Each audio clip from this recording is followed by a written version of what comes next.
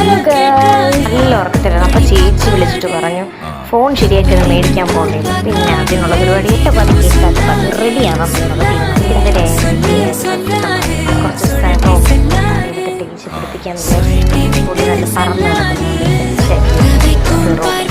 അങ്ങനെ മുടി അങ്ങോട്ടും ഇങ്ങോട്ടും അങ്ങനെ റെഡിയായി.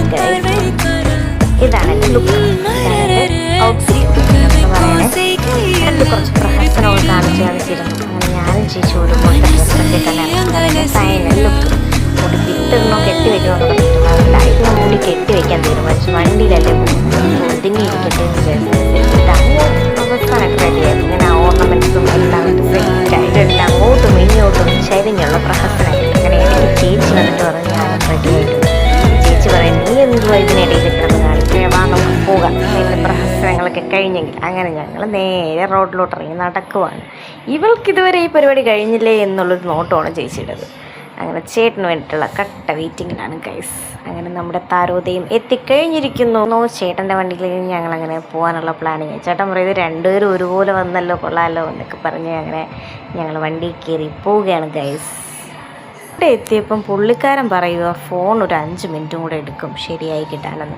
അങ്ങനെ നേരെ അടുത്തുള്ള ചായക്കടയിലേക്കുള്ള പരിപാടിയാണ്. ചായക്കടയിൽ പോയി ചേട്ടൻ അങ്ങനെ ചായക്കടയിൽ നിന്ന് കടികളും പറക്കിയെടുത്ത് ഒരു കുന്നോടുകൂടി വരുവാണ്.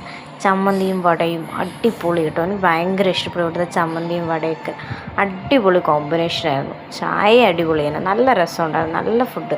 ഒരു ചെറിയ കടയാണ് കേട്ടോ, സൂപ്പറായിരുന്നു. അവിടെ 3 പേരുടെ എക്സ്പ്രഷൻസൊക്കെ എടുത്തു, നാണക്കാരൻ്റെ ഫോട്ടോയും എല്ലാം എടുത്തു. കടികൾ അങ്ങനെ 3 പേർക്കും കൂടെ 8 കടികളാണ് മേടിച്ചത്. ഇതൊക്കെ ആരുടെയൊക്കെ വയറ്റിൽ പോയെന്ന് നമുക്ക് തന്നെ അറിയില്ല. അത്രയ്ക്കും നല്ല ടേസ്റ്റൊക്കെ ആയിരുന്നു കേട്ടോ. ഞങ്ങൾ ചായയൊക്കെ കുടിച്ച് അവിടെ നിന്ന് ഇറങ്ങാനുള്ള തീരുമാനത്തിലായി. അല്ലെങ്കിൽ ആ കട മൊത്തം കാലിയാക്കി. ഉള്ളിവടയ്ക്ക് എൻ്റെ അടുത്ത് എന്തോ ഒരു വൈരാഗ്യം ഉണ്ടെന്ന് ഞാൻ മനസ്സിലാക്കി. ഉള്ളിവട ഞാൻ കടിച്ചിട്ടും വരാത്തൊരവസരം. പക്ഷെ കൊള്ളാം കേട്ടോ, നല്ല ക്രിസ്പി ആയിട്ടുണ്ടായിരുന്നു. വർഷം കഴിഞ്ഞപ്പോൾ അടുത്ത ചേട്ടൻ്റെ എക്സ്പ്രഷനിലോട്ടായി. ചേട്ടൻ അങ്ങനെ കഴിച്ചങ്ങനെ ഇരിക്കുവാണ്. എന്താ പറയാത്ത ഭാവത്തിൽ അങ്ങനെ പരിപ്പ് വടയും കഴിച്ച് എൻ്റെ ചേച്ചി ചായയും കുടിച്ചിരിക്കുവാണ്.